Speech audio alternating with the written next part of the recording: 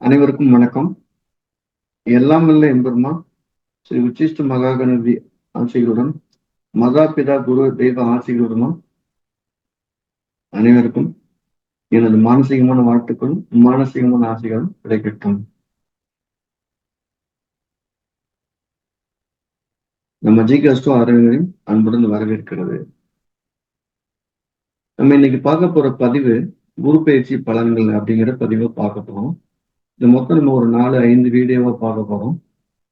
முதல்ல ஒரு கிரகத்துடைய கோச்சாரத்தை எப்படி பார்க்கணும் அப்படின்னு நம்ம ஜிகாஸ்டோ சிஸ்டத்துல சில விதிமுறைகள் இருக்கு. அதை தான் நம்ம கடைப்பிடிக்க போறோம்.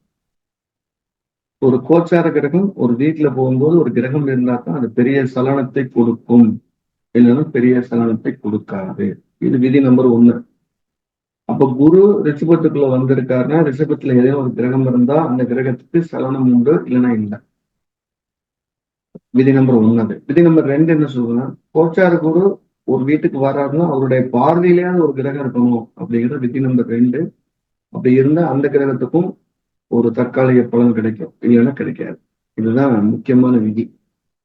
அப்ப குரு ரிஷபத்துக்கு வந்திருக்காருன்னா ரிஷபத்தில் இருக்கக்கூடிய ஏதேனும் ஒரு கிரகம் இருந்தா அவருக்கு பலன் உண்டு. அது குருவுடைய நல்ல கிரகமாவோ இல்ல அங்க நிக்கக்கூடிய கிரகம் லக்கணத்துக்கு நல்ல ஆதிபத்தியம் பெற்ற கிரகமாக இருந்தால் அவருக்கு கட்டாயம் குருவின் பலன் நற்பலனை தந்தே தீரும்.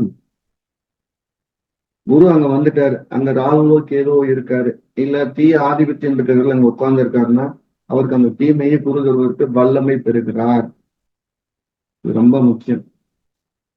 தசாபுத்தி நாதர்கள் யாருன்னு ஒருத்தர் ரிஷபத்தில் இருக்காங்கன்னா கோச்சார குரு அங்க வரும்போது அந்த தசாபுத்திக்கான சம்பவத்தை அவருக்கு ரொம்ப பவர்ஃபுல் ஸ்ட்ராங்கா கொடுத்துரும். இதுதான் இந்த 3 விதி தான் நம்ம ஜிகேசத்துல முழுமையாக தீர்மானமாக வடிவமைக்கப்பட்ட விதி. இதை நீங்க அப்ளை பண்ணி பார்த்துட்டு சொல்லுங்க. ரொம்ப டிஃபரெண்டா இருக்கும், ரொம்ப எஜென்சியலா இருக்கும். நல்ல ஒரு பலனை அதெல்லாம் உணர முடியும். அப்ப ரிஷபத்தில் நமக்கு உள்ள குரு வந்த நேரத்துல அங்க சூரியன் இருக்காரு அப்படின்னா அவருக்கு நல்ல பலன் உண்டு. அப்ப ரிஷபராசிக்கார நேயர்களுங்கிறது நம்ம பெருசா சொல்ல போறது இல்லை. அங்க எந்த கிரகம் இருந்தாலும் ஒரு பலன் கொடுக்க போகுதுன்னு ஒரு புது பலன் எடுத்துக்கிறப்போம். அப்ப ரிஷபத்துல குரு வரும்போது என்னென்ன ராசிக்காரங்களுக்கெல்லாம் ஒரு பெரிய பலன் கிடைக்க போறது இல்லை அப்படின்னா, ரொம்ப முக்கியமா துலா ராசிக்காரங்களுக்கு பெரிய பலன் கிடைக்க போறது இல்லை. தனுசு ராசிக்காரங்களுக்கு பெரிய பலன் கிடைக்க போறது இல்லை. சிம்ம ராசிக்காரங்களுக்கு பெரிய பலன் கிடைக்க போறது, மிதுன ராசிக்கு கிடைக்க போறது. அப்ப மிதுனம், சிம்மம், துலாம், தனுசு, ஒரு வீடு விட்டு ஒரு வீடு, இந்த 4 வீடுகளுக்கும் சந்திரனுடைய அடிப்படையில ஒரு ஒரு 20% தீமை பலனை தர காத்திருக்கு. மிதன ராசி, சிம்ம ராசி, துலா ராசி, தனுர் ராசிக்கு இந்த கோச்சார குரு ஒரு குறைவான பலனை கொடுக்க காத்திருக்காருன்னு. இங்க மிதன ராசி, துலா ராசி, தனுசு ராசி எடுப்பட்ட காரணம் கோச்சார குருக்கு அவங்க 6, 8, 12 வருவாங்க. இல்லைன்னா அந்த ராசிக்கு குரு 6, 8, 12 அது சகட யோகத்தை குறிக்கிறதுனால பெரிய பலனை தராது. அதே சிம்ம ராசிக்குன்னு சொல்லும் போது கோச்சார குரு பார்ப்பனன் அப்படிங்கிற ஒரு கிரகம் 10ல வர்றாரு. அப்ப குரு கோச்சார சந்திரனுக்கு பிறந்த கால சந்திரனுக்கு குரு 10ல வருது, ஒரு நல்ல பலனை கொடுக்காரு. அப்படின்னு கவனிப்போம். பிறந்த கால சந்திரன் சிம்மத்துல இருக்காருன்னா குரு ரிஷபத்துக்கு வந்திருக்காரு, அது ராசிக்கு 10ங்கிறதுனால அது நல்ல பலனை அதை கொடுக்காரு. சோ ஏதேனும் ஒரு ஒரு அவமானத்தையோ ஒரு பிரிவினையோ கொடுக்க காத்திருக்கு. ஏற்கனவே பிரிவினைக்காக காத்திருந்தாங்கன்னா அந்த பிரிவினை கிடைக்கிறதா உங்களுக்கு சந்தோஷம் உண்டு. இப்ப இந்த 4 ராசிக்காரங்களுக்கும் இந்த இடத்துல ஒரு பொதுவான ஒரு மைனஸ் பலன் கொஞ்சம் இருக்குன்னு அர்த்தம். அப்ப நம்ம படிக்கும் போது அப்ப துலா ராசிக்கு குருவின் பார்வை என்ன பண்ண போகுதுன்னா நல்ல தூக்கத்தையும் பண உதவியும் கொடுக்கும். தனுசு ராசிக்காருக்கு நல்ல தூக்கத்தையும் பண உதவியும் கொடுக்கும். அப்ப எல்லா இடத்துலயுமே ஒரு தீமையை தருவது இல்லை அப்படின்னு ஞாபகம் வச்சுக்கணும். 1. 2வது, கோச்சார குரு ரிஷபத்துல வந்திருக்காருன்னு நீங்க உங்க ஜாதகம் எடுத்து கையில வச்சுக்கீங்க. ரிஷபத்துல சூரியன் வந்தா உங்களுக்கு சிறந்த பலனை கிடைக்க காத்திருக்கு. ரிஷபத்துல செவ்வாய் இருந்தனா வீடு, வாசல், தேட்டரு, பெரிய பெரிய பில்டிங், கட்டிடங்கள், கட்டுமான பணிகள், இடங்கள் இதெல்லாம் வாங்கி வைக்கிறதுக்கு நிறைய வாய்ப்பு இருக்கு. தோட்டம் துறவு வாங்குறதுக்கு நிறைய வாய்ப்பு. அப்போ சூரியன் இருக்கும்போது அதிகாரமும் மதிப்பும் கூடும். ரிஷபத்துல செவ்வாய் இருக்கும்போது வீடு, வாசல், நிலங்கள் நிறைய கூட போகுது. அதே ரிஷபத்துல புதன் இருக்கணும், நல்ல கல்வியிலையும் வளத்திலையும் அதிகமான தன்மை ஏற்பட போகுது. ரிஷபத்திலேயே பிறந்த கால குரு அப்படின்னு உங்களுக்கு மதிப்பு கூடுதலா உயர போகுதுன்னு அர்த்தம். அதே ரிஷபத்துல சுக்கரன் இருந்ததுன்னா கூடுதல் இன்னும் அருமையான பொருளாதார வசதிகளும் பணமும் பட்டுவாடமும் நிறைய பெறும். ரிஷபத்துல சனி இருந்தாலும் மிக அற்புதமானது. ரிஷபத்துல சந்திரன் ராகு கேது இந்த மூணுல ஒருத்தர் இருந்தாலோ இல்ல 2 பேர் இருந்தாங்கனாலோ அவங்களுக்கு ஒரு பாதிவை பெருசா தர காத்திருக்கிறது. ரிஷபத்துல சந்திரன் இருந்ததுன்னா அவங்களுக்கு ஒரு அவமானம், ஒரு அவச்சம், இல்ல ஒரு கெட்ட பேரு, இல்லைன்னா ஊரை விட்டு வெளியே நிற்கக்கூடிய வாய்ப்பு இருக்கும் ஒண்ணு. அப்ப ரிஷபரஸ்காரங்களுக்கு இது நல்ல ஒரு காலம் இல்லை.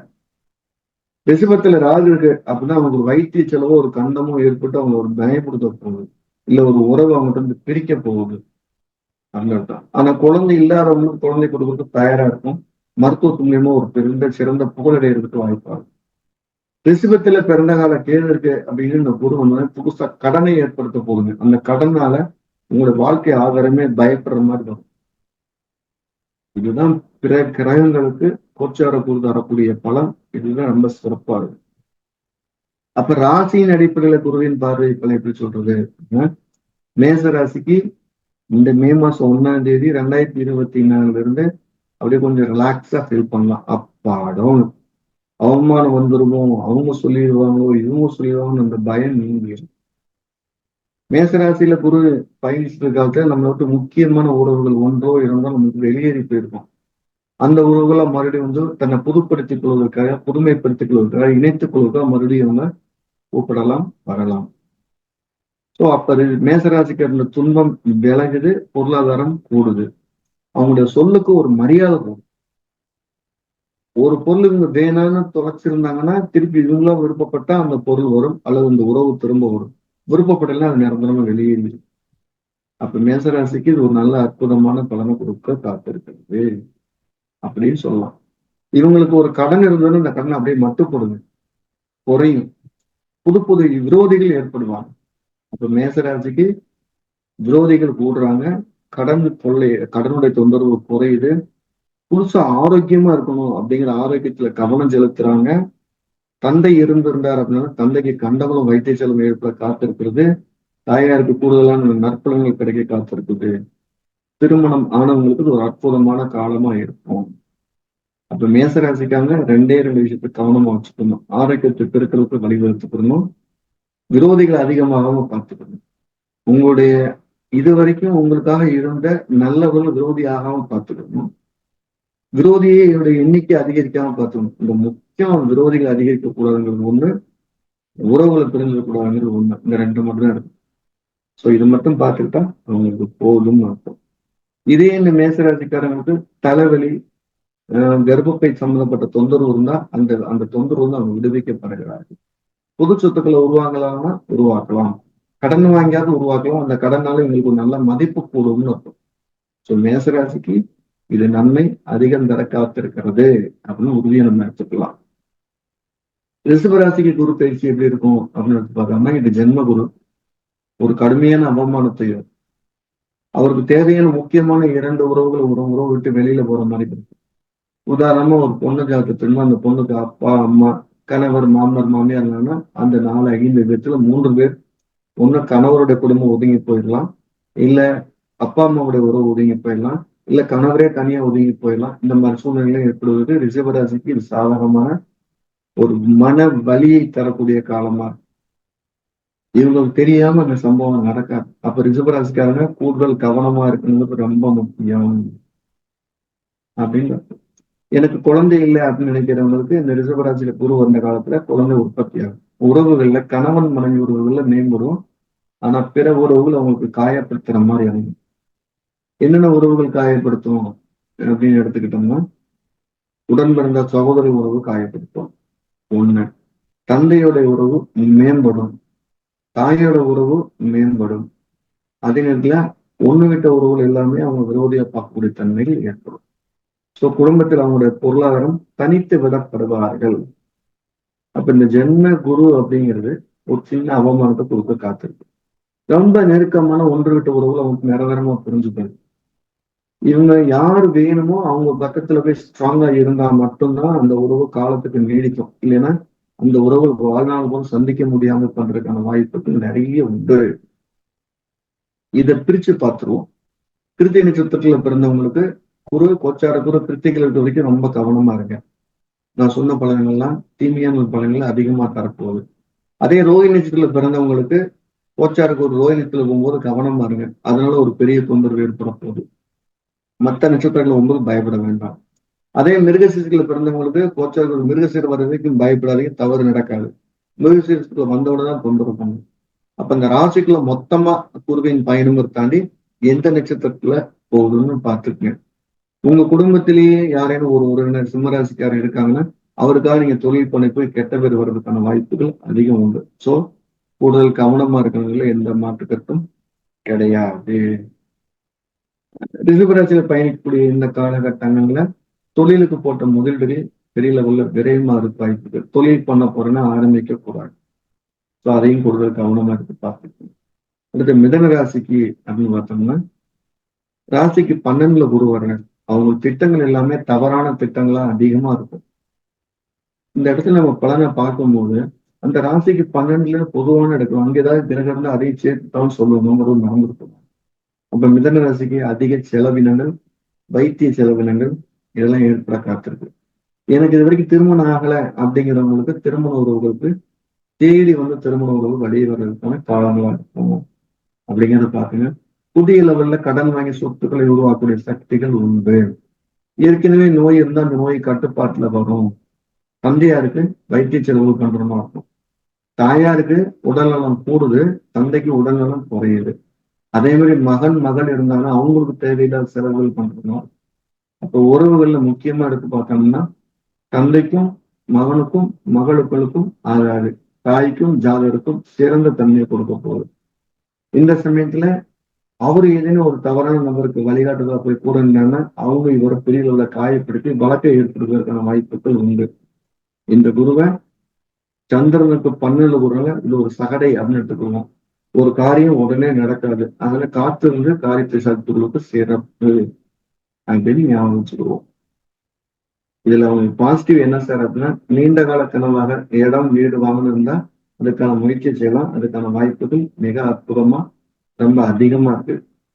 செய்யலாம்னு ஒரு ஒரு கோச்சார கிரகத்தை பார்க்கும்போது நம்ம என்னென்னலாம் கவனிக்கணும்னா ஒரு கிரகம் வரக்கூடிய ராசியில ஏதாவது கிரகம் இருக்கான்னு கவனிக்கணும். ஒண்ணு, அந்த கிரகம் வரக்கூடிய கிரகத்துக்கு நட்பா பகையன்னு பார்க்கணும். இது 2. அது கோச்சார குரு வரக்கூடிய வீட்டுல நிற்கக்கூடிய கிரகம் தசாபுத்தி நாதர்களா இருக்கிறாங்களான்னு பார்க்கணும். இது 3. 4வது, ஜென்ம நட்சத்திரத்துக்கு கோச்சார குரு போகக்கூடிய நட்சத்திரம் வேதையா இல்லையா நல்ல நட்சத்திரமா அப்படிங்கறத பார்க்கணும். இந்த 4ஐயும் பார்த்துட்டு தான் நம்ம ஒரு முடிவுக்கு வரணும். பார்த்தோமே இந்த ராசிக்கு ஆகாதுன்னு சொல்வது மிக அடிப்படையான பலன்களாக இருக்கும். கொஞ்சம் கூர்தீட்டி பார்க்கறதும் நம்ம சொல்லிட்டு இருக்கோம். நம்ம ஜிகேஸ்டோ என்ன செஞ்சுட்டு இருக்கோம் அப்படின்னா ஒரு பலனை பல ஆய்வுகள் பல கோணங்களுக்கு அதை மேம்படுத்தித்தான் சொல்லிட்டு இருக்கிறோம். அப்படி மேம்படுத்தி சொல்லும்போது என்ன நமக்கு ஒரு மதிப்பும் கொடுத்து ஒரு சரியான வழிகாட்டுதல் சொல்லணும் ஒரு எண்ணிக்கையும் வருது.